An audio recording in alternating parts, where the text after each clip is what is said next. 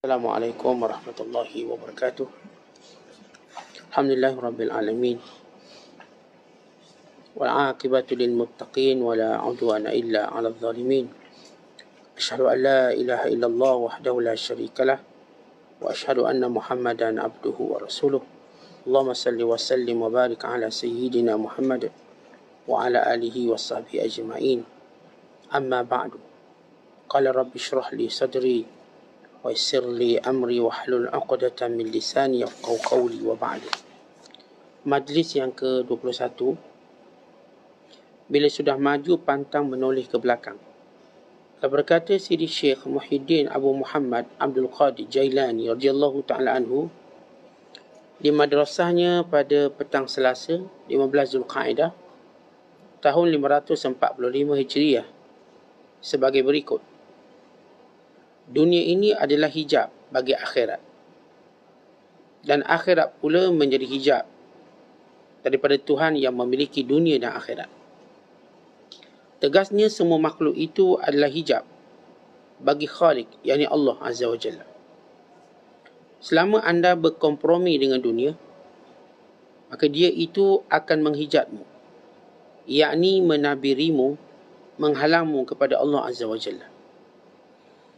Jangan anda memandang kepada manusia atau kepada dunia dan juga kepada apa sahaja yang selain Allah Azza wa Jalla, sehingga sampai ke pintu Allah Azza wa Jalla dengan tumit rahsiamu, yakni batinmu, dan kebenaran zuhudmu pada semua yang ada di hadapanmu selain dia sahaja. Sedang engkau berkeadaan kosong sama sekali dari segala sesuatu dengan hanya ingatanmu kepada Allah semata-mata. Menyeru dan memohon bantuan daripada Allah serta memandang Allah Ta'ala dengan keseluruhan diri dan hati.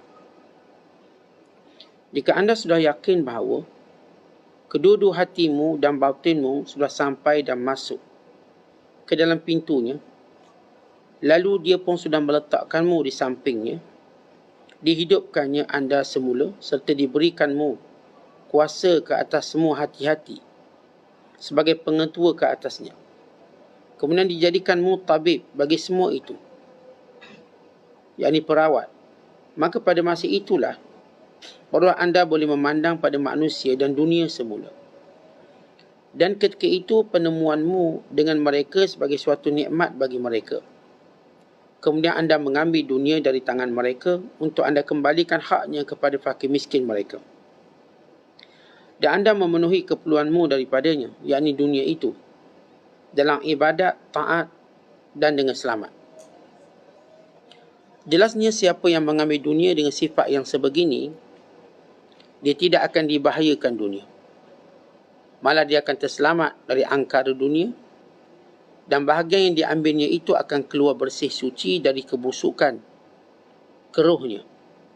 Muslimin dan muslimat yang dirahmati Allah sekalian, apa yang hendak disampaikan ialah pentingnya kita mempunyai ma'rifatullah, mengenali Allah Subhanahu wa taala terlebih dahulu sebelum kita mengenali makhluknya. Mendekatkan diri kita pada Allah Ta'ala terlebih dahulu sebelum kita mendekatkan diri kepada makhluknya. Mencintai Allah Ta'ala terlebih dahulu sebelum kita mencintai makhluknya. Menyibukkan diri kita kepada Allah Ta'ala terlebih dahulu sebelum kita menyibukkan diri kita dengan makhluknya. Dengan bahasa mudahnya, maka Allah itu menjadi keutamaan cinta kita, dan keutamaan kesibukan kita, dan keutamaan pandangan kita, dan keutamaan fikiran kita, dan keutamaan pencarian kita. Selagi mana Allah Ta'ala tidak menjadi keutamaan, maka kita masih berada dalam kebinasaan. Kita mudah dipengaruhi dan mudah dikendalikan oleh perkara yang menjauhkan kita dari Allah. Sehingga kita mengenali Allah, maka ia sebaik-baik pelindung dan penjaga kita. Bila kita mengetahui bahawa dunia tempat di mana manusia ini diletakkan di dalamnya, mengandungi pelbagai bahaya. Dunia kita ini banyak bahaya. Namun sebelum Allah Ta'ala meletakkan kita dalam dunia ini, Allah Ta'ala telah menanamkan fitrah dalam hati kita. Fitrah bertuhan. Yang disebut dalam hadis, kullu mauludin yuladu al-fitrah. Setiap kelahiran itu dalam dirinya ada fitrah yang diketundukan pada Allah. Allah berfirman, fitrat Allah allati fataran nas 'alaiha la tabdila li kalimatillah. Inilah fitrah Allah yang Allah Ta'ala ciptakan manusia mengikut peraturannya, yang tidak akan berubah kalimah Allah, yang tidak akan berubah ketentuannya. Maka Allah Ta'ala tidak jadikan manusia masuk dalam dunia ini kosong. Tidak ada. Kerana itu Allah mulakan sejarah penduduk manusia pertama di dunia ialah seorang Nabi. Bukan seorang manusia biasa. Seorang Nabi. Bukan seorang Rasul. Bukan seorang yang sudah berada dekat dengan Allah. Berada dalam keadaan mengenali Allah Subhanahu Wa Taala. Dan manusia ini diciptakan dan dimasukkan ke dalam syurga. Kita kena faham tentang sejarah awal manusia. Kan dengan itu kita akan selamat. Bahawa manusia pertama itu Nabi. Manusia pertama itu Rasul. Manusia pertama itu berada dalam syurga. Manusia pertama itu berpakaian. Manusia pertama itu alim, diberikan ilmu pengetahuan. Maka manusia pertama itu ialah kita adalah keturunannya. Manusia pertama itu ialah ayah kita, Adam AS. Ibu kita Hawa. Kedua-dua mereka adalah sejarah hidup kita. Sebab kalau kita lupa sejarah ini, maka kita tak akan mengenali Tuhan kita. Sehinggalah Allah Ta'ala menceritakan sejarah ini dalam banyak tempat dalam Quran. Keberadaan dalam syurga, lalu mengambil amanah Allah. Kita mengambil amanah Allah. Inna aradna al-amanata ala as-samawati wal-ardi wal-jibal fa'abayna an yahmilnaha wa ashfaqna minha wa hamalaha al-insan innahu kana zaluman jahula. Kami tawarkan amanah ini kepada langit, kepada bumi, kepada gunung ganang. Semuanya merasa berat untuk mengambilnya. Lalu manusia memikulnya. Manusia memikulnya. Tetapi manusia itu gagal kerana dia ada dua sifat. Pertama, zalim dan jahilnya. Maka Allah Ta'ala jadikan manusia yang bernama Adam. Maka diberikan penyelesaian untuk menanggung amanah ini. Dan kita adalah, kita katakan sebagai generasi seterusnya. Maka Adam AS pertama diberi ilmunya. Namun, kita manusia terdedah dengan kezaliman diri kita. Disebabkan dalam diri kita ada hawa nafsu. Maka seketika Adam AS lupa larangan Allah. Dan dipermainkan oleh syaitan. Sebab itu Allah sebut dalam ayat yang lain, وَمَا أَنْسَانِي إِلَّا الشَّيْطَانُ أَنْ أَذْكُرَهُ. Yang melupakan aku ini syaitan. Antara kerja syaitan menjadikan kita lupa Allah. Dan lupa larangan Allah. Sebab itu setiap kali kita buat benda yang berkait dengan Allah, kita akan lupa. Sembahyang, kita akan lupa. Bila kita menunaikan haji, kita lupa. Bila kita menuntut ilmu, kita lupa. Bila kita belajar je agama, kita lupa. Kenapa? Syaitan akan melupakan kita. Apa sahaja yang berkait dengan ingatan kita pada Allah akan dilupakan. Sebab itu yang pertama syaitan lupakan Adam, lupa arahan Allah. Lupa. Maka akhirnya Adam AS memakan buah larangan. Sehingga menjadikan baginda terpaksa turun. Dengan satu hikmah yang hanya diketahui oleh Allah Ta'ala. Namun kita belajar daripada kejahilan kita, daripada kezaliman kita. Supaya kita dapat mengenali Allah. Lupa adalah penyakit yang menjadikan kita jauh dari Allah. Lupa. Sebab itu Allah sentiasa menyebut dan mengingatkan kita supaya jangan menjadi orang lupa. Bila Allah sebut, ulaika humul ghafilun, mereka orang yang lupa. Dia bila sebut perkataan lupa dengan makna ghafil atau disebut juga mughaffal. La takun mughaffalan. Jangan jadi pelupa. Ya, pelupa paling teruk lupa Allah. Dia lupa paling teruk. Sehingga program kita hidup kat dunia rosak. Bila kita lupa Allah lah, syaitan mudah masuk. Lalu menggunakan segala bala tenteranya, bersifat nafsu, dunia, manusia. Sehingga kita lupa daripada awal kejadian kita, Allah ciptakan kita. Allahu khaliqu kulli syai'. Dialah Allah yang menciptakan semua, yang menciptakan setiap sesuatu.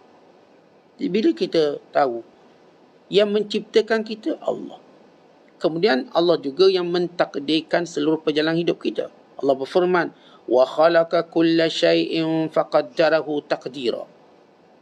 Dia yang menciptakan segala sesuatu ini telah menetapkan takdir-takdirnya. Dan Allah ini yang menciptakan sesuatu ini telah menunjukkan segala rahmatnya pada kita. Kerana itu Allah berfirman, fanzur ila athari rahmatillah. Wahai manusia, cuba kamu tengok rahmat Allah dalam kehidupan kamu. Cuba lihat. Kita ada akal. Kita ada semua benda yang kita katakan sebagai asas untuk kita berdikari dan hidup. Tetapi semua ini tak ada apa kalau bukan kerana rahmat Allah. Lalu dalam perjalanan hidup kita, kita pun tengok. Bila kita sampai usia yang matang, kita akan menyedari bahawa dalam kehidupan kita segala-galanya Allah. Kerana itu Allah memuji orang-orang yang sudah mencapai usia matang ini. Ini bermula pada usia 40. Allah Ta'ala berfirman dalam suratul Ahqaf ayat 15 dengan firman-Nya, hatta idza balagha ashuddahu wa balagha 40 sanah qala rabbi auzi'ni an ashkura ni'mataka allati an'amta 'alayya wa an'amta 'alayya wa 'ala walidayya wa an a'mala salihan tardah. Sehinggalah manusia sampai kepada kematangan akal. Dan dia sudah sampai umur 40 tahun. Dia berkata, ya Allah, aku dah nampak semua nikmat. Aku dah tahu bahawa semua ini bukan daripadaku. Bukan juga daripada manusia. Bukan juga daripada semua yang berada sekelilingku. Melainkan ia adalah daripadamu. Maka ya Allah, jadikan aku senantiasa bersyukur dengan nikmat-Mu yang Kau berikan padaku dan Engkau berikan kepada kedua ibu bapaku. Dan supaya dengan nikmat-Mu untuk aku selalu melakukan amal soleh yang Engkau redai. Allah cerita tentang apa yang kita bacakan tadi dalam surah Ahqaf ayat 15. Bila manusia benar-benar matang dan berfikir. Allah ma'ilah mereka tak nak fikir. Dan mereka sampai satu usia. Ini usia matang. Dan usia yang tak patut seorang tidak kenal Allah. Yang 40 tahun. Sebab dia dah melalui pertempuran zaman muda dia. Pertempuran hawa nafsu, kita katakan pertentangan dalam kehendak dirinya, sehingga dia sampai satu usia bertenang. Usia bertenang umpama orang naik kapal, dia lambung dengan gelora dan ombak, sehingga sampai di sebuah pulau, dia bertenang seketika. Untuk dia mensyukuri dia telah diselamatkan oleh Allah. Dia telah dipelihara dan dijaga oleh Allah. Maka di situ untuk dia mula menapak untuk kenal Allah. Ya Allah, bila kita lihat dalam sejarah pengwahyuan, Allah tidak beri wahyu kepada para Nabi melainkan pada usia 40. Mereka ada seorang dua Nabi yang dikecualikan, iaitu Nabi Allah Isa dan Nabi Allah Yahya. Kerana hikmah, untuk satu hikmah yang tertentu. Ada pun Nabi Isa kerana diangkat ke langit untuk diturun dan menyempurnakan 40-nya di bumi. Ada pun Nabi Yahya AS kerana kematian awalnya. Dia dibunuh, digergaji kepalanya. Maka hikmah Allah mulakan dia daripada usia mudanya. Namun kebanyakan para Nabi dan Rasul pada usia 40. Diberikan kerasulan. Baik, bila kita menelusuri kehidupan umur 40, kehidupan yang menjadikan kita kenal siapa manusia. Dan kita kenal apa itu dunia. Dengan syarat kita berfikir. Dan kita kenal semua yang menjadi dorongan hawa nafsu kita. Dan kita melihat nikmat yang kita dah dapat. Maka daripada sini kita tahu bahawa semuanya ini menghijab kita daripada mengenali Allah. Sekian lama kita dilupakan, sekian lama kita sebenarnya Mereka ini merupakan watak-watak lakonan yang cuba menghijab kita dari Allah. Realiti sebenar kita belum nampak. Yang menciptakan saya Allah. Realiti sebenar kita belum nampak. Yang beri rezeki sebenar pada saya Allah. Setelah kita menemui kegagalan, kejayaan dalam bisnes, dalam perniagaan, dalam kehidupan, akhirnya kita nampak Allah. Dalam tempoh ini, tuan-tuan sekalian, berapa ribu kali kita dah angkat tangan memohon pertolongan Allah. Yang dalam sukan pun sama. Yang dalam dunia bisnes, yang dalam dunia pertanian, dunia peternakan, kan Allah akan lalui dengan satu ujian untuk dia kenal Allah. Allah pasti datangkan ujian. Sebab ujian ialah ilmu. Sebab itu bila Allah sayang seorang hamba, Allah beri dia ilmu. Apa dia? Ujian. Dalam ujian itu banyak ilmu. Ilmu yang paling besar dalam ujian ialah kenal Allah. Dan semua ujian kalau kita lihat, di dalamnya ada ilmu. Ilmu apa? Kenal Allah. Dan kenal hakikat diri kita. Mula kita tahu kita lemah. Mula kita tahu kita bodoh. Mula kita tahu kita ni sebenarnya orang beruntung kerana pemeliharaan Allah. Mula kita tahu bahawa manusia sebenarnya tak ada harap. Kita dengan ujian kita diperkenalkan satu persatu. Mula kita tahu dunia ni apa. Sama ada ujian ekonomi, ujian kesihatan, ujian-ujian yang lain. Semuanya menunjuk kepada satu, Allah. Sebab itu bila Allah sebut dalam Quran, datang ujian, semua jiwa akan melihat pada Allah. Amman yujibul muttarra iza da'ah wa yakshifus su'. Siapa lagi kalau bukan Allah yang mereka mohon waktu mereka dalam kesempitan. Dan Allah melepaskannya kesulitan tersebut. Maka ujian Allah ialah ilmu. Dan ilmu itu tunjuk pada Allah. Tapi kalau kita jumpa manusia, even kita, melalui ujian-ujian tak nampak Allah, hijab kita tebal. Hijab kita terlalu tebal. Namun hijab ini akan runtuh juga. Cuma bila seorang tadi, hijab tadi ditanggalkan dalam dirinya dalam keadaan dia sedar, dia akan kembali pada Allah. Tetapi kalau hijab itu ditanggalkan dalam dirinya dalam keadaan dia kemuncak lalai, maka dia akan menyesal. Sebab dia berada dalam keadaan terlambat. Jadi kita pun tengok dalam, bila saya katakan bila Allah Ta'ala cerita umur kita 40 tahun, kita akan menjadi lebih matang dan tengok. Kenal manusia, kenal dunia, kenal hawa nafsu. Sebab umur 40 juga umur bermula datang penyakit-penyakit yang di luar kawalan. Ya, waktu muda kita kawal penyakit. Dia penyakit ada dua. Satu penyakit kita boleh kawal. Satu ialah di luar kawalan. Dia umur kita panjang, penyakit itu akan datang. Itu penyakit tua. Penyakit lemah. Tuan-tuan kawal lah macam mana pun, bila masuk usia ni kita akan lemah. Sebab kita tak akan macam muda. Mata kita, telinga kita. Ini penyakit di luar kawalan kita. Akhirnya kita tahu siapa kita. Dan pada usia itu juga kita mula tahu tentang berita-berita kematian. Akhirnya kita tahu apakah sudah makhluk yang mati. Dan usia ini juga menjadikan kita kenal banyak ragam-ragam dunia. Dengan segala malapetaka, dengan segala musibah, wabak dan sebagainya. Kita tahu dunia ini terlalu tua. Kita tahu bahawa dunia ini sementara. Kita tahu dunia bukan tempat gembira. Ya, banyak kita belajar. Akhirnya kesibukan kita ialah bersyukur pada Allah atas nikmatnya dan juga melakukan amal soleh yang Allah redai. Maka manusia dengan dua sifat ini, dia akan hidup dengan hidup yang sebenar. Ini yang disebut oleh Allah, falanuhyiyannahu hayatan tayyibah. Kami akan jadikan kehidupannya kehidupan sebenar. Kehidupan sebenar bila seorang nampak segala nikmat datang dari Allah, maka datang syukur. Dan kehidupan sebenar bila sibuknya dia untuk membalas kesyukuran dengan melakukan amal soleh yang Allah redha. Jadi kata Syekh Abdul Qadir, bila kamu masih lagi dihijab dengan dunia ini dan selainnya daripada Allah Subhanahu Wa Taala, maka kamu belum sampai. Maksudnya kamu belum menjadi manusia yang sebenar. Kamu ni half manusia, separuh manusia. Sehinggalah kamu kenal Allah. Lalu kamu pun menyibukkan diri kamu pada Allah. Boleh kamu menjadi orang mukmin yang sebenar. Orang mukmin. Sebab itu kalau kita lihat dalam dakwah Nabi SAW, kita lihat fasa Mekah. Apa berlaku di Mekah? Dan Nabi SAW menyuruh sahabat sabar je.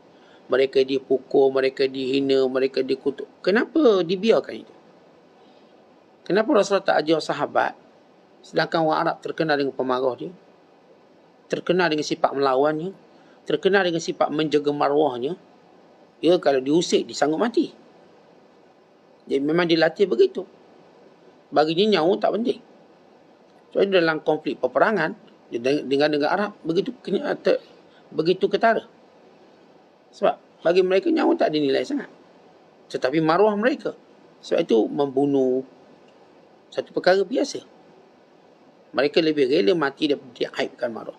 Tiba-tiba Rasulullah membentuk satu kelompok yang diaibkan maruah, dihina, ibu ditelanjangkan. Jadi seperti Bilal bin Rabah.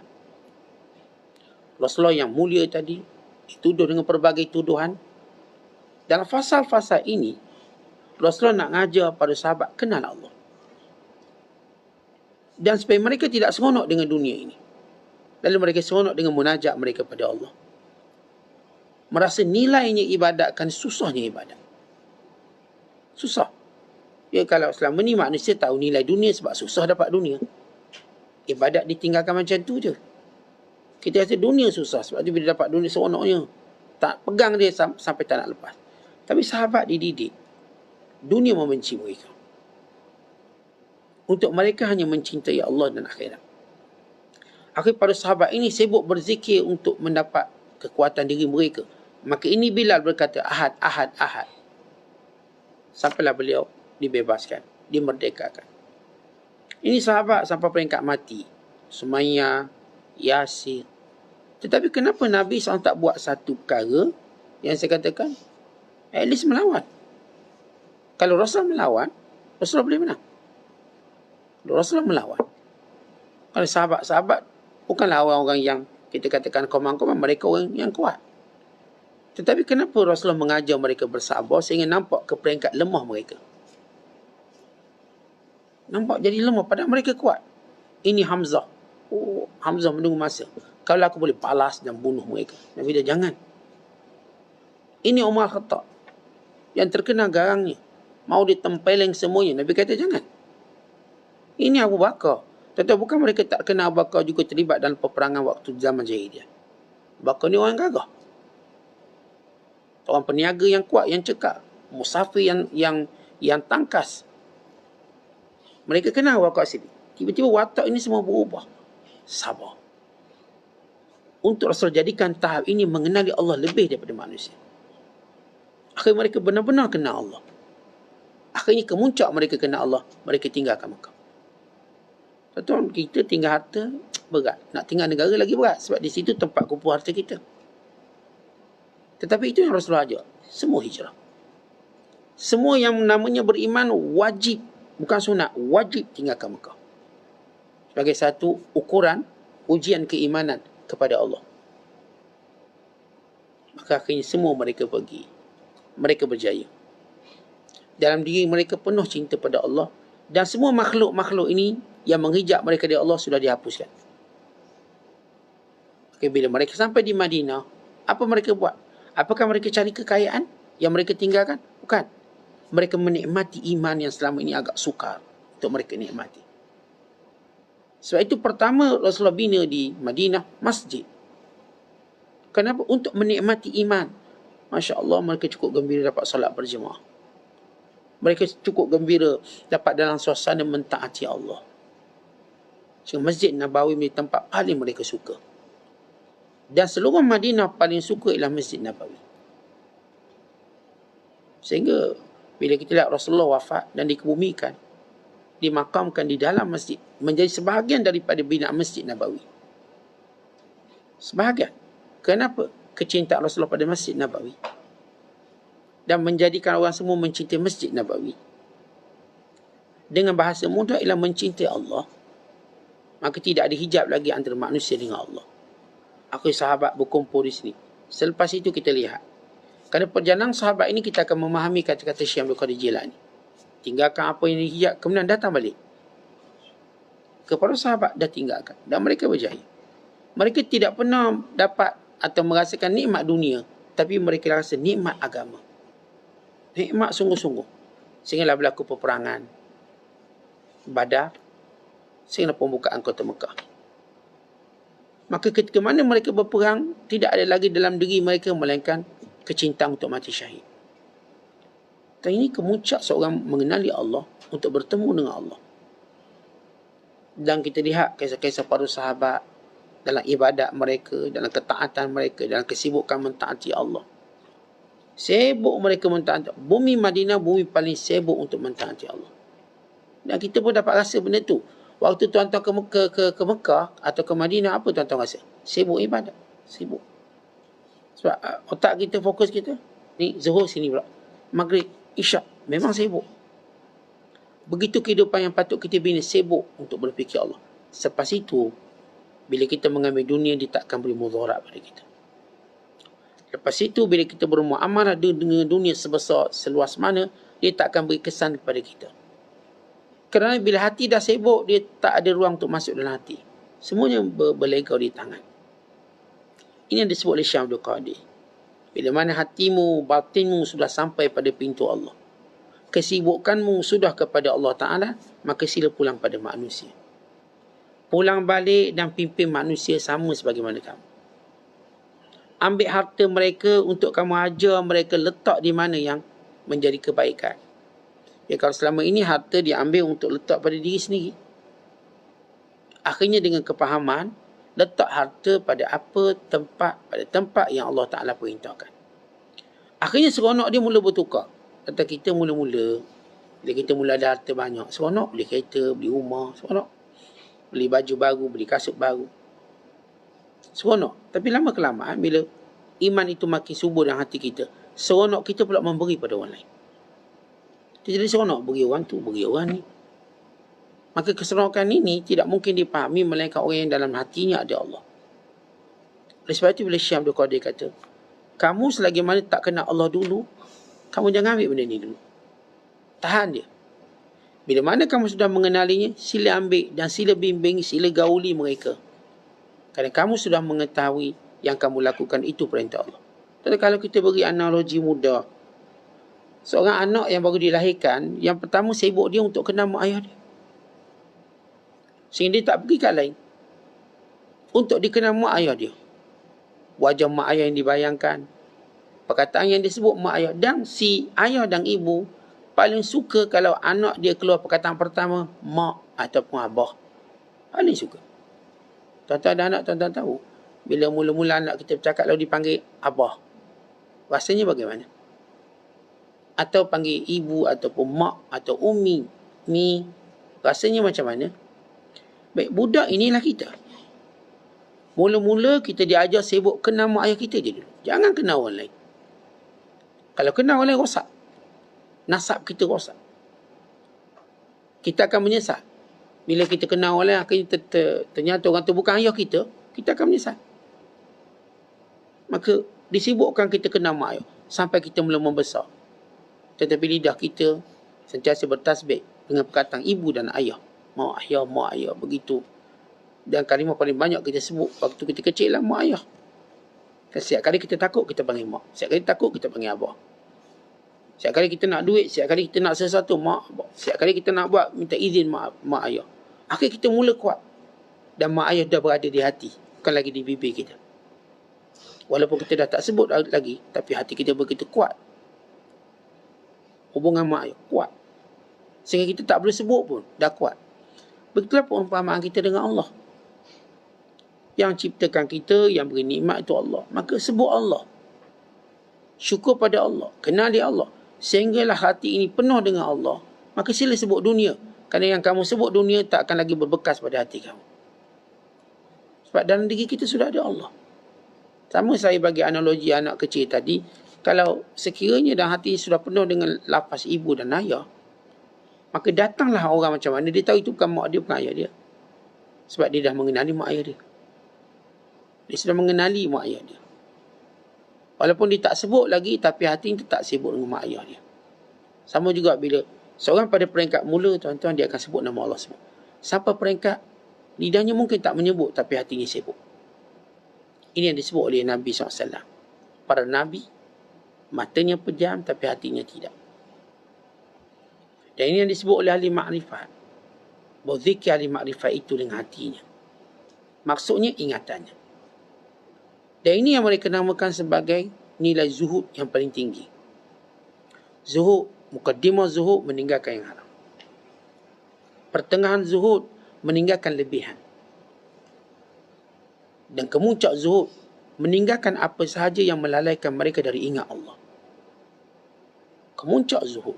Artinya seorang yang menamanya zuhud bukan kurang harta di tangannya, tetapi kurang harta di hatinya.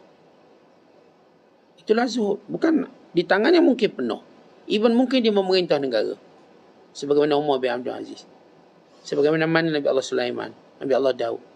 Bukan Nabi kita Muhammad SAW.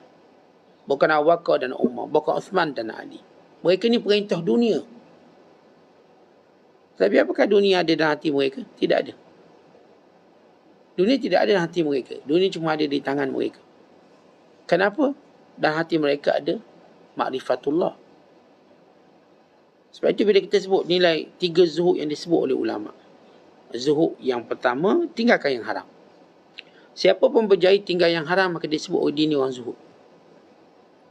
Orang zuhud. Sebab dia tinggal yang haram. Dia dah tinggal rasuah, tinggalkan ambil duit orang, tinggalkan tipu. Ia hanya boleh dilakukan oleh orang zuhud. Sebab kita nampak untung tu, tipu orang ni untung. Rasuah ni untung. Tapi kerana kita takut yang haram, maka kita ada jiwa zuhud, kita tolak. Sebab zuhud ni mana kita tolak benda tu, tolak dunia yang boleh rosakkan kita dengan Allah. Ini zuhud wajib namanya.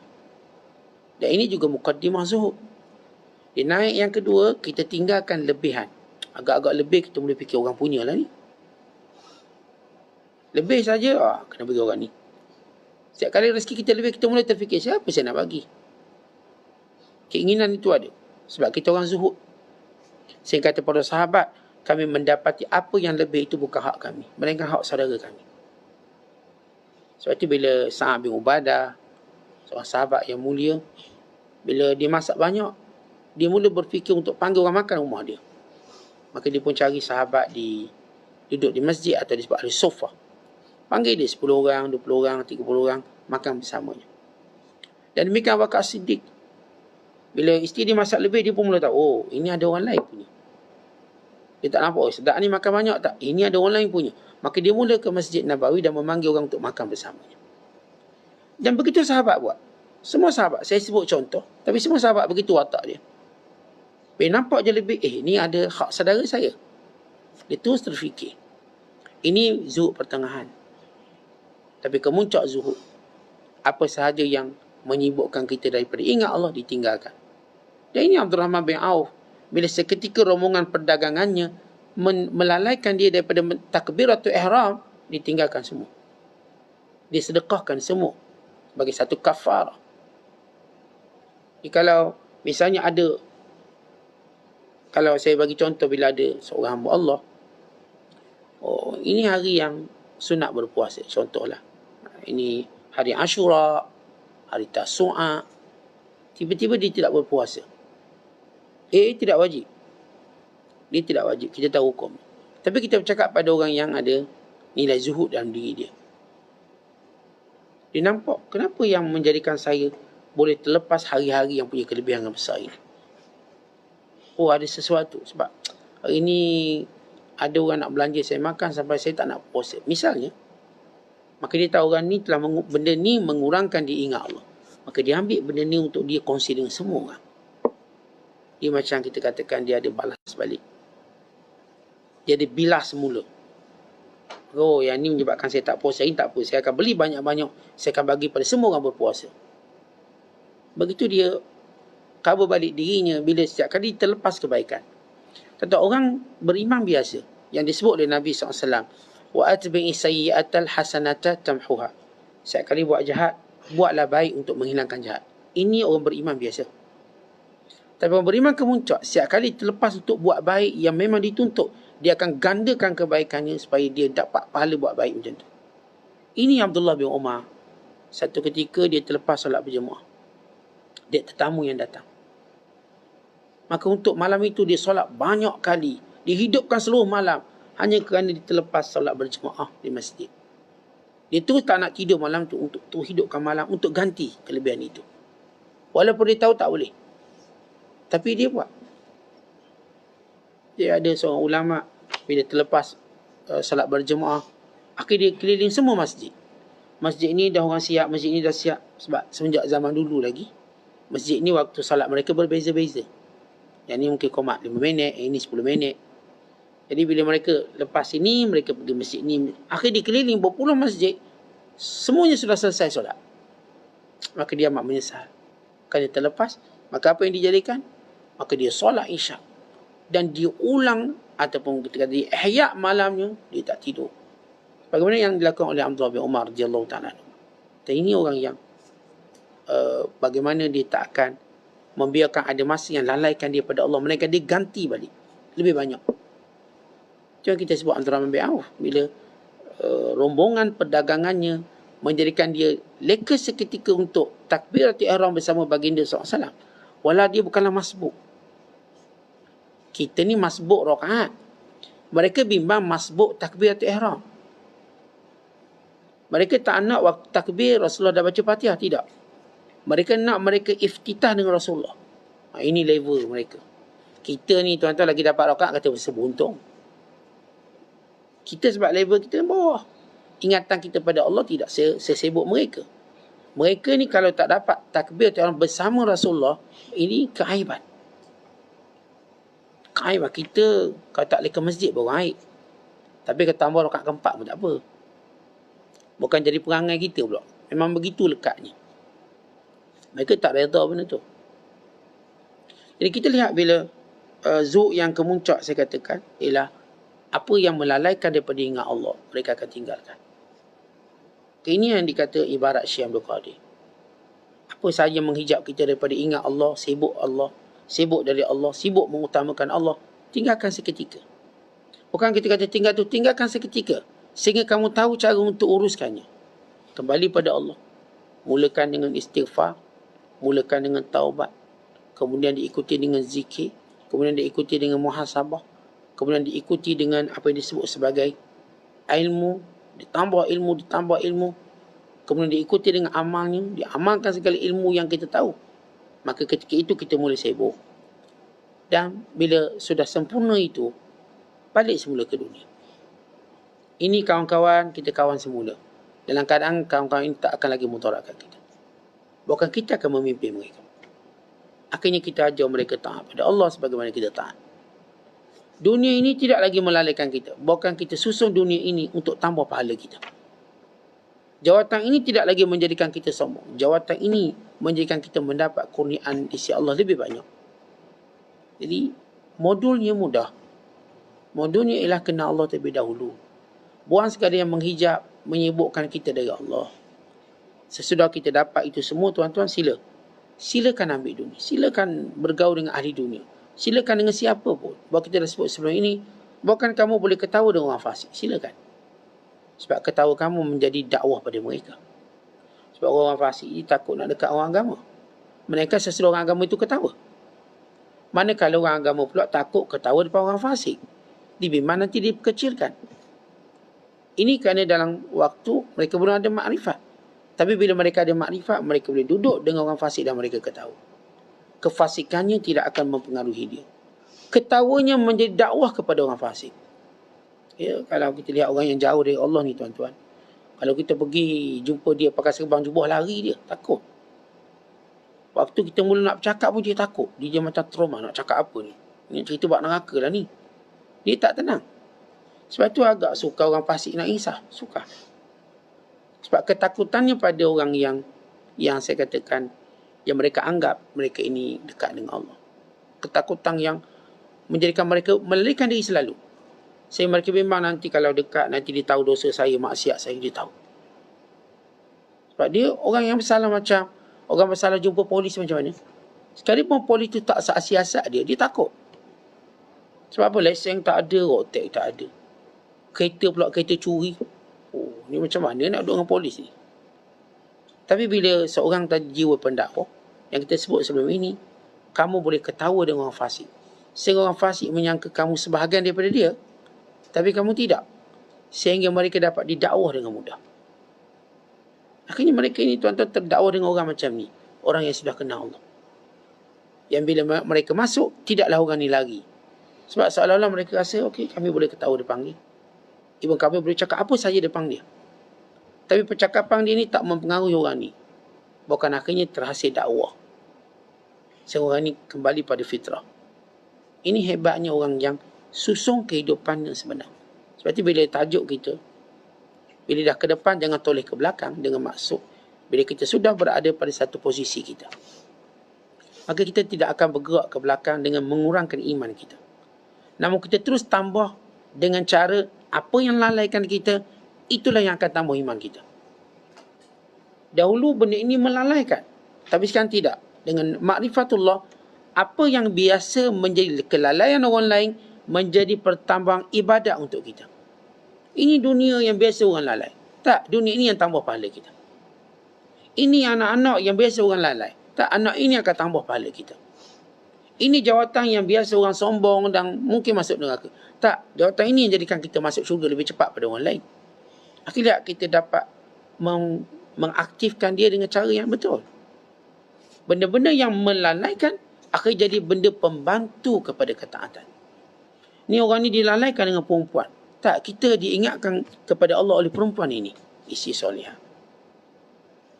Jadi dunia dalam dua besi. Satu besi melalaikan, satu besi menambahkan ketakwaan. Bagaimana ia bertukar besi? Terpulang pada kita. Kalau kita orang yang mengenali Allah, yang kita dah sebut tadi, bersihkan kita daripada ikatan hijab itu semua, sehingga kita nampak Allah, kita nampak perintah Allah didahulukan, kita nampak larangan Allah, kita nampak Allah dalam semua perkara. Ketika itu, yang fungsinya melalaikan menjadi fungsi lebih mengingatkan kita pada Allah. Akhirnya kita lihat bagaimana dunia ini ditakbir oleh orang bertakwa. Bayangkan dunia ini ditakbir oleh orang bertakwa. Mereka di kalangan para nabi, mereka di kalangan para wali. Sebab itu Allah disebut wal aqibatu lil muttaqin. Kesudahan dunia ini milik orang bertakwa. Bila Allah sebut wa ja'alna lil muttaqina imama, bahawa yang menjadi pemimpin ialah orang bertakwa. Kesudahannya begitu. Baik, hari ini tuan-tuan tengok orang fasik yang menjadi pemimpin, lalu mereka rebut dunia. Tapi ingat kesudahan dunia ini. Sebab dunia ini ialah barang milik Allah. Dan sampai masanya Allah letakkan ahlinya. Maka Allah janji benda itu. Macam mana pun dia dipegang oleh orang lalai, orang ni akan jatuh. Sehingga dipegang oleh orang bertakwa. Akhirnya Allah Ta'ala telah tunjukkan. Dalam tempoh-tempoh, dunia ini dipegang oleh orang bertakwa. Dengan meletakkan keutamaan pada agamanya. Pemimpin-pemimpin yang berfikir tentang Allah. Kalau hari ini tuan-tuan pemimpin-pemimpin yang cuma fikir ekonomi. Ekonomi. Sebab itu penyelesaiannya pada ekonomi. Bukan pemimpin yang penyelesaiannya pada agama. Kita belum ada pemimpin yang nak menyelesaikan agama manusia. Belum ada. Untuk satu tempoh ini. Sebelum itu kita dah ada. Untuk tempoh ini. Kesibukan pemimpin kita lebih pada duit dan duit dan duit. Melalaikan. Dahulu bila awak naik pemimpin, yang pertama dibuat memerangi orang murtad. Menyelesaikan masalah agama. Sehingga tidak ada orang murtad. Dan tidak ada berani yang murtad. Tidak ada seorang pun berani mempelekehkan Islam. Maka naik Umar. Pada zaman Umar tak ada satu perkataan pun yang berani untuk hina Islam. Tak ada. Akhir agama dijunjung dan didaulat. Bila agama dijunjung dan didaulat, maka itulah sebab Parsi dan Rom jatuh. Tapi hari ini, kita cuma ada pemimpin yang sibuk bercakap dunia. Dan kita juga rakyat cuba ingin pun sama, cuba ingin mendengar pengumuman dunia daripada pemimpin kita. Apa dia punya moratoriumnya, apa bantuan seterusnya, itu yang kita nak dengar. Masing-masing kesibukan dengan duniawi. Sehingga kita lupa keutamaan pada agama. Kita lupa. Pemimpin kita lupa, kita juga lupa. Maka Allah biarkan kita dengan kesibukan dunia. Terus menghijab kita dari Allah. Maka kematian datang demi kematian. Tapi bukan kita ingat amalan yang kurang. Tapi kita bimbang cuma kematian. Kita tak bimbang kurang amalan. Walau kalau kita tak mati sebab itu pun kita akan mati. Yang menjadi ketakutan bukan kematian itu. Yang menjadi ketakutan ialah amalan kita. Tapi kita macam dihijab. Seolah-olah hari ini sibuk kita lebih kepada perkara yang menyebabkan kita mati, bukan persiapan untuk menghadapi mati. Ia satu zaman yang berbeza. Kalau para sahabat kesibukannya menyediakan bekalan untuk mati, bukan kesibukannya untuk tidak mati. Kita hari ini tuan-tuan sibuk kita untuk tidak mati. Itu sibuk kita. Lalu kita buat segala-galanya asalkan kita tidak mati. Walau mati itu pasti. Sedangkan para sahabat dan orang-orang yang Allah Ta'ala muliakan, kesibukan mereka lebih menambahkan amalan. Sibuk tambah amalan. Mereka tak sibuk-sibuk untuk selamatkan diri dari mati. Bukan banyak tempat mereka cari mati dalam peperangan demi peperangan. Ini dua kesibukan yang berbeza. Jadi, bila hati kita ada Allah, cara hidup kita berbeza. Kalau hati kita kosong dari Allah, terhijab, maka kita hidup cuma menambah dosa. Kalau hati kita ada Allah, kita hidup menambah pahala dan menambah pendekatan pada Allah. Dan kita sedang menuju kebahagiaan yang sebenar di sisi Allah Subhanahu Wa Taala. Wallahu a'lam bissawab. Assalamualaikum warahmatullahi wabarakatuh.